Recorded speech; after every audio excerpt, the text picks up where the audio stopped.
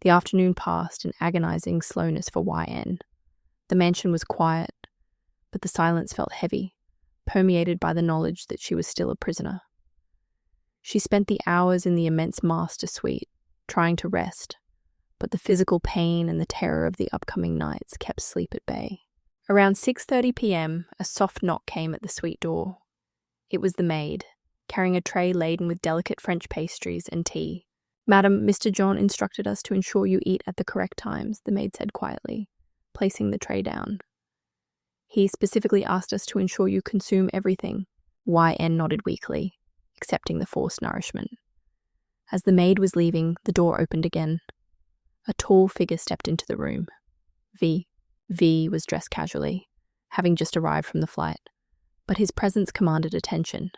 He looked at YN, his expression warm, but with an undercurrent of sharp awareness. He didn't offer a formal introduction. They knew each other from the periphery of JK's world. "YN," V said, offering a small, polite nod. "JK sent me. He asked me to personally manage security and look after you while he is away for the next couple of days." YN froze. Meeting one of JK's inner circle alone, especially one who had seen her distressed state just hours earlier, was intimidating. She only managed a timid nod, sinking back slightly on the chaise lounge. YN froze.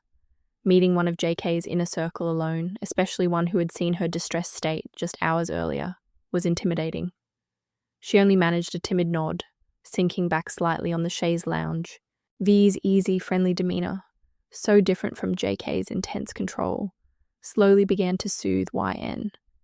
He started talking about the funny chaos of their last tour, making light jokes about their manager. He was charming, and his natural warmth was disarming. Soon, a genuine, albeit faint smile touched YN's lips. She actually laughed once, feeling a fragile sense of comfort in his presence. YN gathered her courage. This was a direct link to the outside world, however slim. "V," she began hesitantly, her voice low. "Can I ask you for a favor? A small one?" V looked at her, his eyes serious now. "If it's within my power and doesn't conflict with JK's orders, yes. Could you help me contact my parents? Just a brief call," she pleaded, her eyes welling up again. "They don't know where I am." V immediately shook his head, his expression regretful. "I can't do that, YN. Absolutely not. If JK found out that I facilitated communication with your family behind his back, the consequences would be severe, for both of us, especially for me." He lowered his voice further. "You have to approach JK for that. You should talk to him again." YN's face fell, disappointment crushing her brief hope. "I have begged him so many times. He always refuses. He always says, 'The person you need to talk to is me. Your old life is over.'" She gripped her hands tightly in her lap. V frowned, the sympathy evident in his gaze. "Look, V," YN continued, her voice gaining a desperate urgency, emboldened by the small amount of time they had spent together. "I can't do this. I'm miserable. I feel suffocated. He forcefully keeps me here. Will you help me get out of here? Help me leave this mansion while he is gone?" The question wiped the last trace of warmth from V's face. He looked directly at her, his eyes hardening into the same cold, absolute focus she saw in JK. He leaned forward, his voice dropping to a low, chilling whisper that carried more weight than any shout. "YN," he said, using her name with a sudden, serious gravity. "Listen to me very carefully. Don't ever attempt to think that way again." He paused, letting the severity of his words sink in. "You have to understand who JK is. He is not just a powerful man. He is a mafia boss. He is the most powerful man in our world. You can run anywhere. You can hide in a different country, a different continent. It makes no difference. JK will find you." V's tone was not one of threat, but of stark, absolute fact. "And when he finds you, YN, the consequences will be something you cannot even imagine. They will be terrible.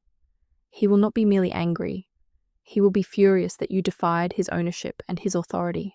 He stood up, walking toward the window and looking out at the darkened Parisian garden, emphasizing the isolation of the mansion.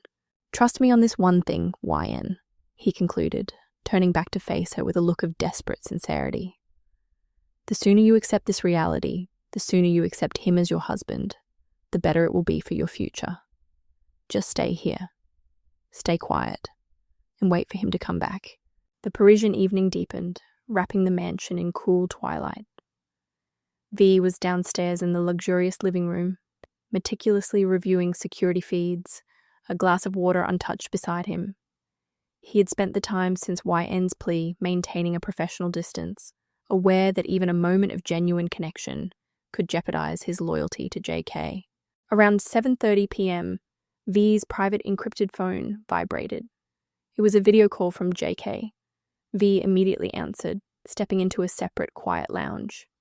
"Report," JK's voice commanded, sharp and without greeting. "Everything is secure, JK," V responded. "The perimeter is stable and the internal staff is performing duties as instructed." "And YN?" JK pressed. His eyes narrowed on the screen. "Where is she? What is she doing? Did she eat?" "She is in the master suite," V confirmed. "She ate dinner as instructed by the maid, although she didn't finish everything. She has been resting." "Good," JK murmured, his expression relaxing slightly. "Put her on. I need to see her." V nodded, ended the call, and quickly walked to the staircase. He moved swiftly but silently up to the master suite's closed door. He knocked firmly. "Yes." YN's small voice answered from inside. V opened the door just enough to step in. YN was sitting up in the massive bed, propped against the pillows, her hair loose around her shoulders. She looked exhausted, but not actively crying. "Mrs. John," V said formally, keeping his gaze neutral. "JK has called. He wants to speak with you." Hearing JK's name, YN's breathing hitched instantly. Her eyes, wide with fear, darted to the phone in V's hand. The temporary peace she had found instantly shattered. The sight of the phone, and the man who held it, was a physical reminder of her prison. V stepped back toward the door. "He's waiting. I'll be right outside the door, but this is a private conversation." YN slowly, trembling, reached out and took the phone from him. V gave her a reassuring but professional nod and exited the room, pulling the door almost shut behind him. YN tentatively accepted the video call. JK's face filled the screen, powerful, intense, and demanding. "Hello, darling," JK said, his voice dropping into a soft, possessive purr that only made YN more terrified. "I missed you already. What are you doing? Did you have dinner?" I/N clutched the phone, her throat dry. She managed to nod, then forced out the word. "Yes, I ate." "Good girl," JK praised. "I bet you're much more comfortable now that I'm not there, right? You're resting peacefully." He paused, his expression turning sharp. "But don't get too comfortable, YN. I will be back soon, and then we will have a lot of fun together." YN couldn't meet his gaze. She kept her head tilted down, staring at the silk sheets, only seeing JK's image in the corner of her vision. She remained silent, unable to speak, knowing any words could be used against her. JK seemed to take her silence as submission. "Look at me, YN. I told you I will be gone for 2 or 3 days. I will arrive the day after tomorrow. Rest well until then, and do everything V tells you. He speaks for me." YN managed one last shaky, silent nod. "Goodbye, darling. Be safe," JK concluded, hanging up without waiting for a reply. YN immediately dropped the phone onto the soft bedspread as if it had burned her. She covered her face with her hands, letting out a silent, ragged breath. The conversation had lasted barely a minute, but it had drained her of all remaining strength, leaving her with the cold, absolute countdown. She had less than 48 hours until her husband returned. The silence in the Parisian mansion after the video call was suffocating. YN lay in the massive bed, the silk sheets feeling cold against her skin. She had less than 48 hours until JK returned, and the countdown was a relentless, internal drumbeat driving her to the brink of panic. She spent the long, painful night wrestling with V's words. The sooner you accept this reality, the sooner you accept him, the better it will be for your future. How could she accept the man who had bought her, humiliated her and violated her? The very thought was a betrayal of everything she was. Yet, V's words were a stark mirror reflecting her reality. JK was the mafia boss, inescapable, and fighting him only promised a darker, more painful future. No. YN couldn't surrender. The thought of JK returning the day after tomorrow, of another night like the first, spurred a furious determination, a desperate flicker of hope. She had 2 days, 2 full days of freedom before the cage door slammed shut again. She sat up, ignoring the sharp, protesting pain in her body. The only way out was to escape tonight. She needed the cover of darkness. V was now her guard, and she knew she couldn't move while he was alert. She would wait until tomorrow night when he would surely be asleep after a long day of security duty. But she needed resources. She had no phone, no passport, and no money. Her only means of escape was to get enough cash for a flight. Her destination would be Japan, a country distant and busy enough to perhaps give her a critical head start before JK's forces could mobilize globally. Before resorting to stealing money, YN decided to search the master suite again for her passport. She knew JK had taken it, but where would he hide such an important item while traveling? He was too arrogant to use a safe. YN slowly began searching JK's side of the closet. She went through his drawers, his desk, and his luggage, but found nothing. Finally, she approached a tall chest of drawers containing his formal wear. She hesitated, feeling a sudden shiver of violation, then plunged her hand into the piles of expensive, neatly folded clothes. Her fingers brushed against something hard and flat. It was tucked deep under a pile of crisp, white dress shirts. Her passport. JK had clearly hidden it right under her nose, assuming she wouldn't dare rummage through his personal belongings. A surge of desperate elation mixed with revulsion washed over her as she snatched the document.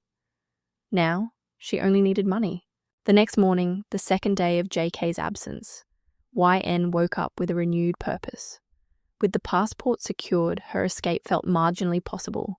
She quickly took a long, hot bath as JK had instructed, hoping to ease the physical pain that was her biggest obstacle. Her body was still sore, but she could move without immediate tears. Around 9 a.m., the maid, Marie, arrived with her breakfast tray. YN knew this was her only opportunity to get cash. She had to act normal, friendly, and curious. Anything to lower the maid's guard. Around 9 a.m., the maid, Marie, arrived with her breakfast tray. YN knew this was her only opportunity to get cash. She had to act normal, friendly, and curious. Anything to lower the maid's guard. Marie, a middle-aged woman, was surprised by the sudden warmth. Her face softened slightly at the unexpected human interest. "Oh, the staff rooms are quite comfortable, madam," Marie explained, a little shyly. "They're just down on the ground floor near the secondary kitchen, much quieter than up here." YN pressed her luck, trying to sound genuinely curious and bored. "Oh, would you mind showing me sometime? I'm so tired of looking at these big fancy rooms. I'd love to see where people actually live in this place."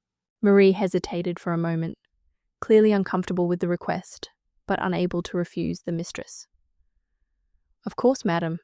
It's not grand, but—" YN smiled, standing up slowly but determinedly. "Perfect. Let's go now. I need to stretch my legs anyway." Marie reluctantly led YN down several corridors and flights of stairs to a much simpler, more functional part of the mansion.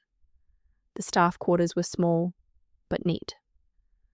Marie took YN into a small, modest room. "This is it, madam," Marie said. YN looked around, taking note of the simplicity. She felt a terrible pang of guilt already, knowing what she was about to do. Marie was just a working woman, innocent in this entire nightmare. "It's very nice, Marie. You keep it wonderfully clean," YN praised. She then pretended to look at the small window. "It's such a lovely view of the side garden. Do you think I could borrow that small vase of flowers you have? I want to see if the colours look good up in the main sitting room." Marie smiled. "Of course, madam. I'll just get a small box from the kitchen to carry it in. I'll be right back." Please, wait here." "I will," YN promised. As soon as the maid's footsteps disappeared down the hall, YN acted instantly. Her heart hammered against her ribs, the guilt a physical weight in her stomach. Her eyes darted to Marie's small, worn handbag sitting on a simple wooden desk. E/N lunged toward the desk, wincing at the quick movement, and frantically searched the bag. Her trembling fingers quickly found a small, folded wallet. Her fingers pulled out the contents. There was a small stack of euro notes. It wasn't much, but it was enough to buy a cheap, last-minute flight out of France and hopefully get her to Japan. With tears blurring her vision and a sickening wave of self-loathing, she was stealing from an innocent woman. YN shoved the cash into the pocket of her dress, right next to the precious passport. She quickly placed the wallet back exactly where she found it. She didn't wait. She knew Marie would be back in less than a minute. YN slipped out of the staff room and quietly hurried back up the stairs, moving as fast as her aching body allowed, hoping Marie wouldn't realize she was gone until YN was well out of sight. When Marie returned a minute later with a small box for the vase, she found her room empty. She shrugged, assuming YN had simply tired of waiting and gone back upstairs. Meanwhile, YN was safely back in the suite, locking the door and leaning against it, breathing heavily. Money and passport. She had the two things she needed. She could get a flight ticket to Japan and try to reach her parents from there. Her eyes fixed on the sunset just beginning to paint the sky outside her window. Now, all she needed was the night. The night V would finally sleep. The night she would risk everything to escape the Mafia boss. The entire day passed in an unbearable wait. Every tick of the clock reminded YN that JK's return was only hours away. Evening fell, and then night also slowly deepened, wrapping the mansion in darkness. After dinner, V asked YN some questions, asked about her health, and then returned to his duty, but this time not in the main living room, but in a nearby guest room. The entire day passed in an unbearable wait. Every tick of the clock reminded YN that JK's return was only hours away. Evening fell, and then night also slowly deepened, wrapping the mansion in darkness. After dinner, V asked YN some questions, asked about her health, and then returned to his duty, but this time not in the main living room, but in a nearby guest room. YN knew she had to sleep now so that she could stay awake at night.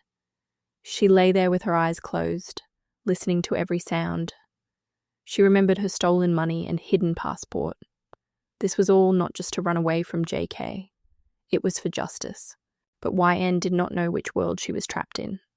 How could she know that the police whom she considered her protectors actually worked on the orders of Mafia Mr. Jeon? In her world, JK was the law, and justice was a word that had already suffocated inside his mansion walls. This was a dramatic irony whose terrible results she was about to face soon. The clock was showing 1 a.m. YN controlled her heartbeat and looked towards the door. The door was closed, but the lock was from inside. She slowly came out of the room, touching her throat, as if she was actually thirsty. She looked in the hall. V had gone into the guest room, perhaps to sleep. She quickly crossed the main stairs, taking every step carefully. Her heart was beating like crazy. She did not go from the main door. She turned back and secretly used the mansion's back route, which was reserved for the staff. When she reached the dark road outside the gate and started running fast, she felt as if her breath had returned. This feeling was of freedom. Her lost wings had returned to her. She kept running, without looking back, focusing only on her destination, the airport.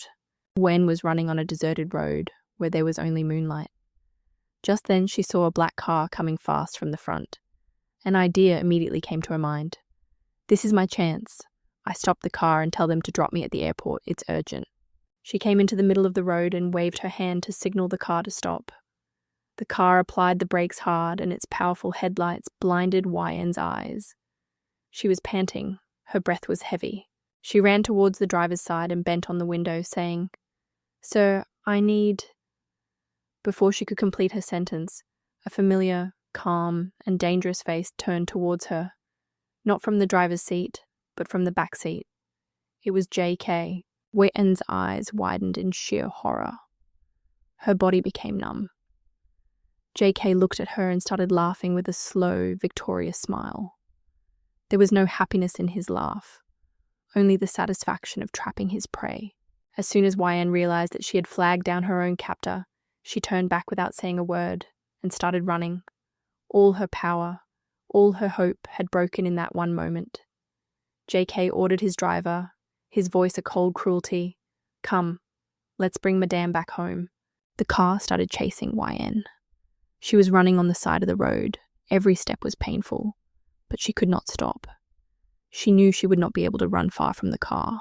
In a little while, JK asked the driver to slow down. He got out of the car without any hurry and started walking behind YN, that same predatory smile still fixed on his face. YN was breathless. Before she could take another turn, JK caught her.